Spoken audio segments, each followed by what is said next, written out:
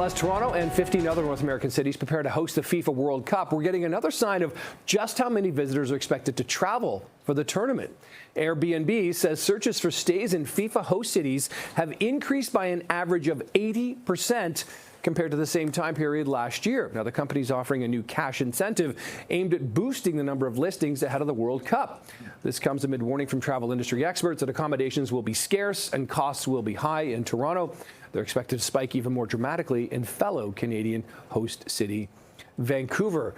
Now, Bill, you have a condo very close to the waterfront. Would you ever consider sort of slipping out for a couple of weeks and renting it out on an Airbnb? Because it's pretty, the money you could make on that. I wouldn't personally, but I understand. I think this is the right time for Airbnb to be full throttle. Yeah. I think there's still a lot of discussion as to being able to enforce bylaws currently. I know there was a lot of ghost hotel things that created a lot of issues for residents in buildings. I was in one of them for a long period of time. You were trying to sell your condo on that one building that was known for it. You know, there's discussions on the other side. I'm not taking away anyone's ability to make money, but people were flouting the rules through the pandemic and beyond. And there's no real effective enforcement. But I think this when the hotels are capacity and everything and you want people to come and experience it. But you know, you're taking a chance if you have if you furnish the place and have your personal belongings in your space and you hand the keys over to someone who is vetted to a degree. I'm just a little bit cynical after my experience in the past. I know exactly. You know what my big concern is too? Like, okay, I get the idea here. It's going to be the scammers who are going to be renting out places. You know, you talk about ghost hotels. These are going to be ghost vacant or ghost listings that really aren't going to end up being something. You got people coming from all over the world, urgently looking for a place to stay. You know, people are going to be taking advantage, and we're going to be doing stories. I guarantee it. In June of this year, people saying, I had an Airbnb, but it turned out there wasn't even whatever. You know? Yeah, if it used to be smart, and I think Airbnb has a number of measures, but people pretending to be those kind of things is probably going to be the bigger problem. So just use your smarts if you are going to rent out. Definitely. For those platforms.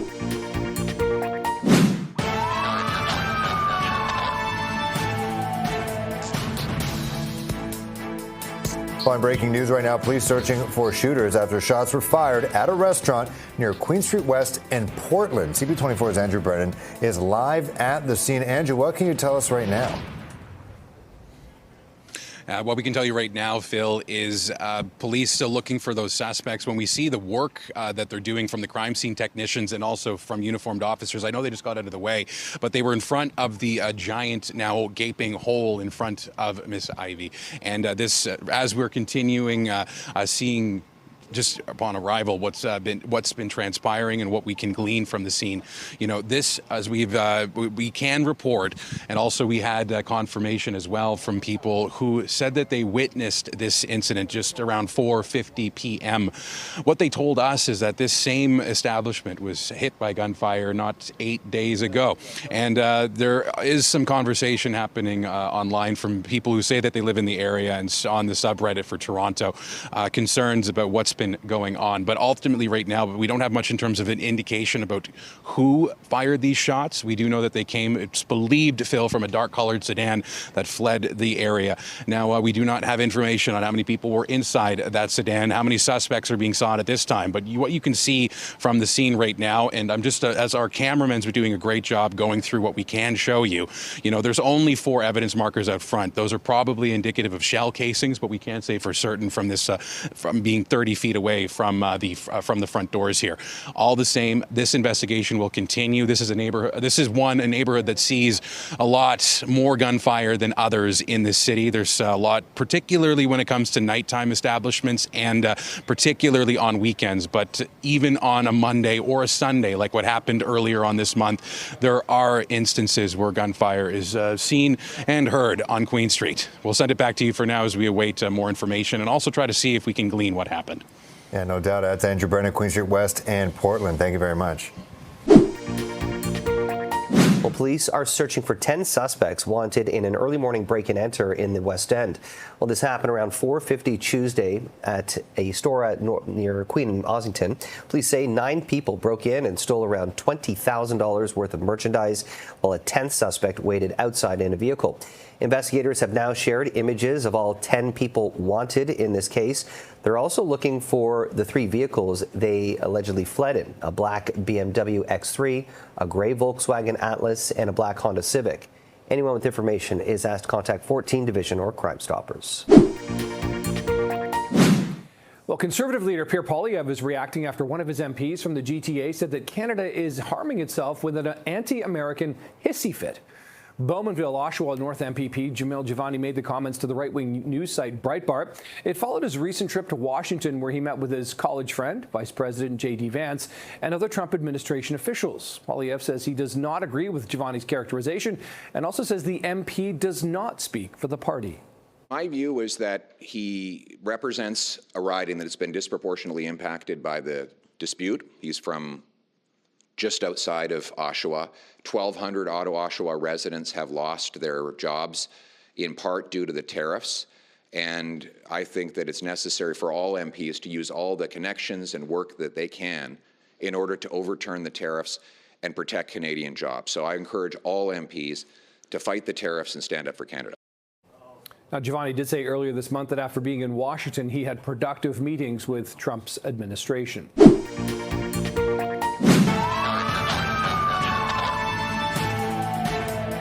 Breaking news this morning, police investigating after shots were fired in the area of Keele and Ingram. This is on Cannon Jackson Drive overnight. CP24's Beatrice Saisman live at the scene here with the latest and other incidents. Someone's calling you, B, but I'm calling on you right now to try to get a live hit in. B, are you good?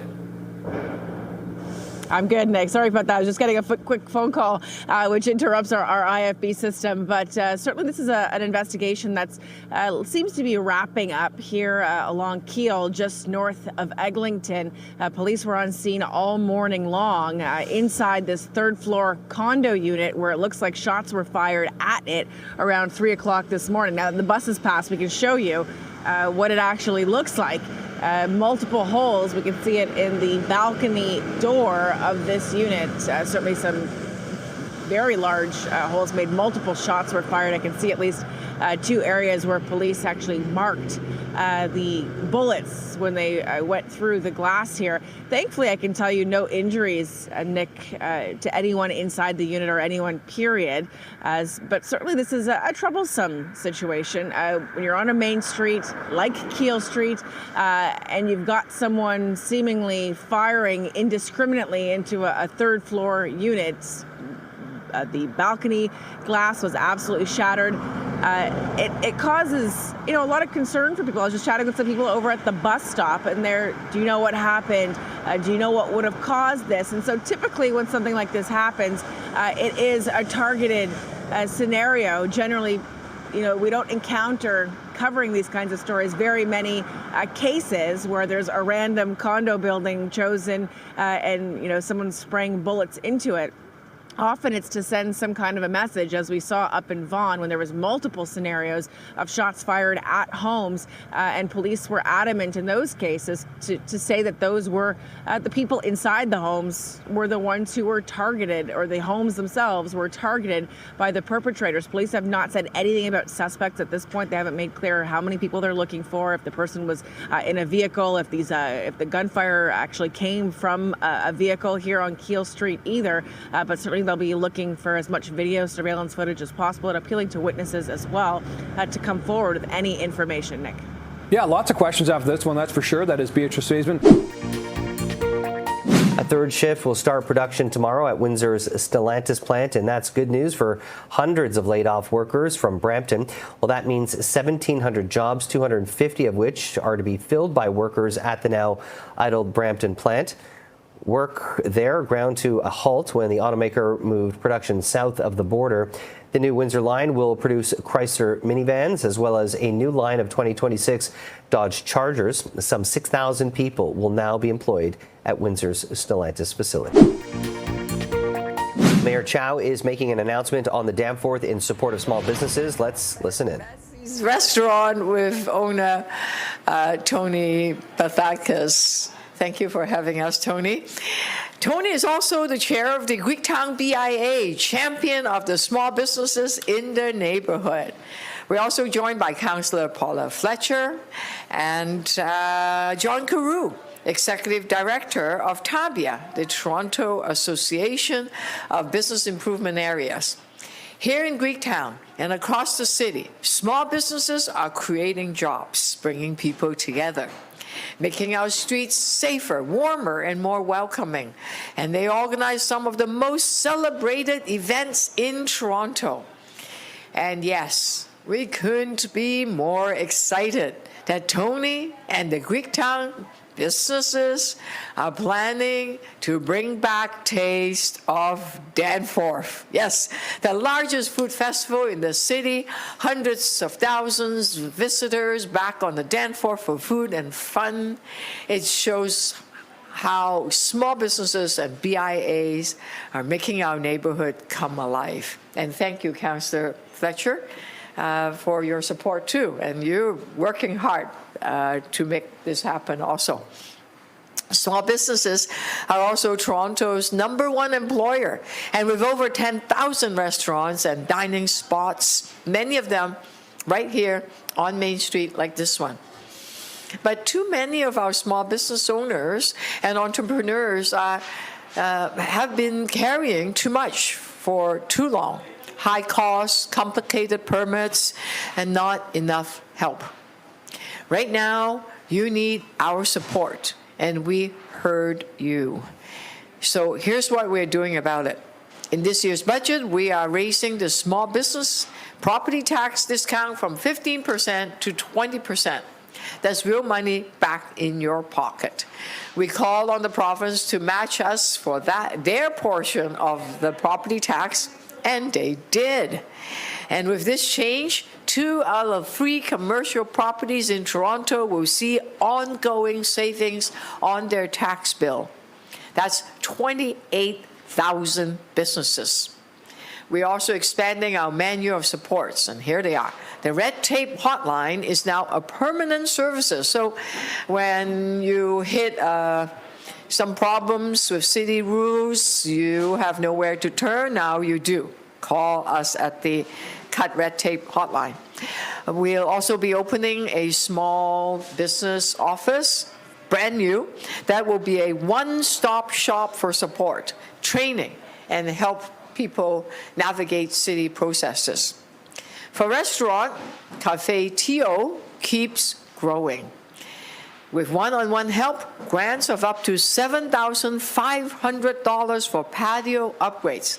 And we have a new dining district grants. I think there's like $750,000 in that grants, yeah? With the World Cup coming to Toronto this June, the timing couldn't be better. The patios, your menus, your neighborhoods. The world is going to see the vibrant Toronto we know so well. So if you need free in-person help with a business plan, permits, or funding, the Toronto Small Business Enterprising Centre has advisors ready for you. In Scarborough on Mondays, North York on Tuesdays.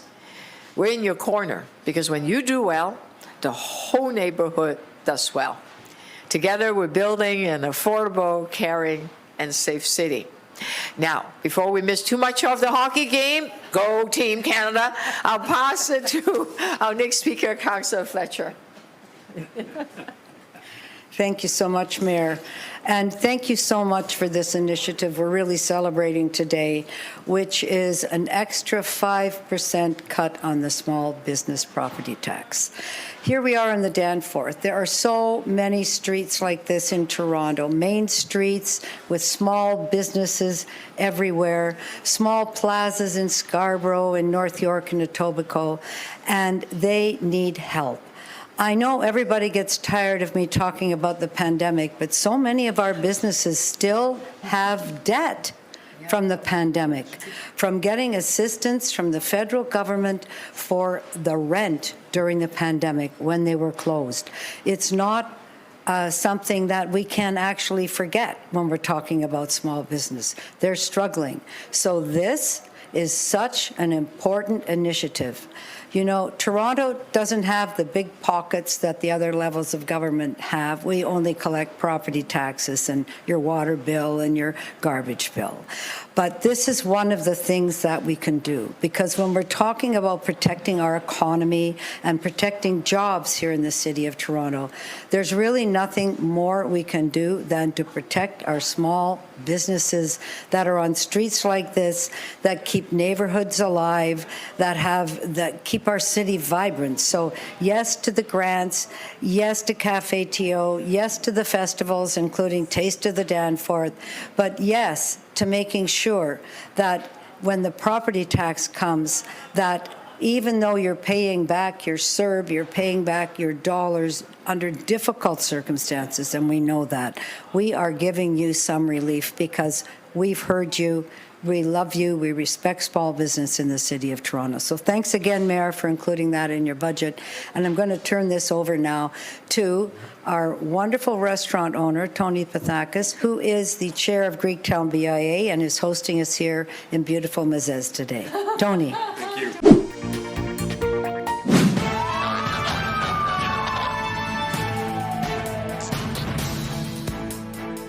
Okay, we've got some breaking news from Milano Cortina.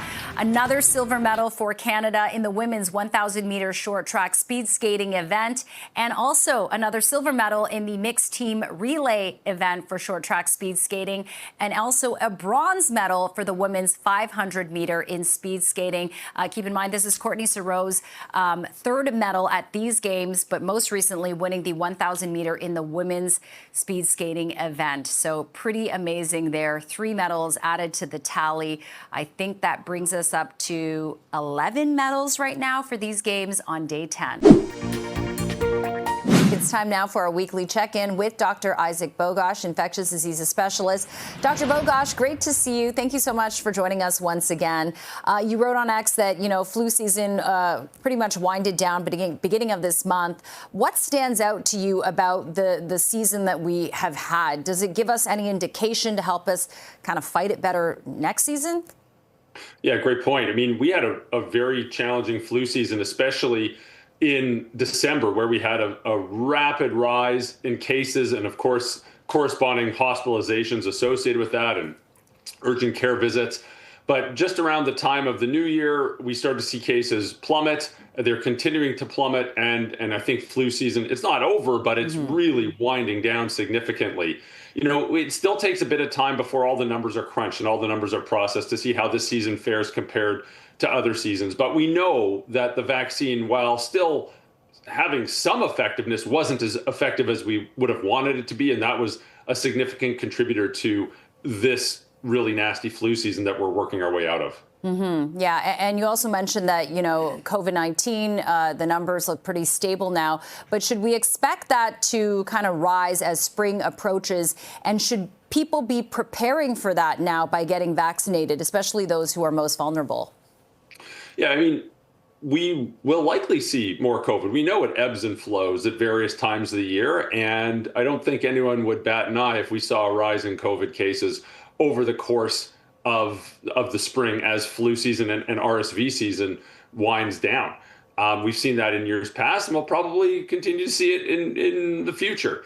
Like anything else, there are times of year where people should be vaccinated for this, and certain people who should be vaccinated for this. And the guidelines really suggest that elderly individuals, people with underlying medical conditions, should be vaccinated for COVID-19. When the vaccine rollout was in the fall. Now, there's a small subset of people that may need vaccine more regularly. These are very, very severely immunocompromised individuals. Like anything else, it's extremely important to chat with a healthcare provider to see if this is the right approach. There will be a small subset of people who may need more frequent vaccinations because their immune systems just don't function as well as they used to function because of an underlying health condition. Okay, Dr. Bogosh, I want to switch gears now and talk about antibiotics. We did discuss the dangers of how, overuse of antibiotics can make the bacteria more resistant over time. But I also want to bring in the gut health connection, because there's a lot of kind of medical talk out there about how important gut health is. So do you think that with the use of antibiotics, if people use them too much, it's really coming to a detriment of their gut health, and that could lead to a whole plethora of other health issues that we might not know about or experience? Short answer, yes. Slightly more nuanced answer. We don't want to overuse antibiotics for multiple reasons. Number one, it's a precious resource, and if we use them inappropriately, as you point out, the bacteria become resistant and this precious resource doesn't work anymore. And of course, now we're seeing very significant global ramifications of that, with up to 4 million deaths per year because the drugs that we rely on so heavily don't work as well as they used to. But of course, there's individual health issues as well. And as you point out, gut health is one of them. Now, let's not pretend we know everything about this. I think this is a field that's still in its infancy. And I think we have to be very humble about it. But let's also appreciate that these antibiotics they're not selective. They don't just take out the bad bacteria. They wipe the floor with many bacteria, including good bacteria, not just in our gut, but there's good bacteria elsewhere in and on our bodies. And we're, for lack of a better word, nuking them with antibiotics. Now, of course, if you're sick with a bacterial infection, you need an antibiotic. You got to kill that infection. But it does sometimes take out good bacteria as well. And that's why sometimes doctors say, hey, listen, during or after a course of antibiotics, you can take a few products like, some people take probiotics when they're giving an antibiotic. Other people just simply ingest yogurt because that's, it's cheap. It does the exact same thing, and it can be very helpful. So there's a few tools that many physicians will use when they're prescribing antibiotics to restore or help maintain gut health. Okay, very interesting stuff. Dr. Bogosh, always appreciate your time and insight. Have a great week, and we'll chat again with you next time. Thank you. Thanks, Jennifer. Coke Canada Bottling is announcing a major investment in its Brampton plant. We got to have a Coke Zero. I'll tell you, I just don't do this I got Coke Zero at home. Tastes delicious. Oh. Premier Ford cracking one open. Premier Ford was on hand for the announcement at the facility at the 410 and 407 today. Coke Canada Bottling CEO Todd Parsons says $141 million will be spent on renovating and expanding the facility, which will create up to 500 jobs during construction. This announcement marks the largest single investment that our owners have made in our business to date. This will be our most technologically advanced line in the country.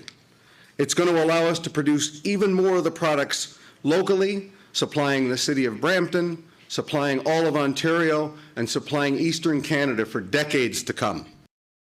Once complete, this new state-of-the-art facility will be one of the most advanced production lines in the entire country, allowing Coke to produce 20 million additional cases annually. Province says at least 75% of the materials used during construction will be Canadian.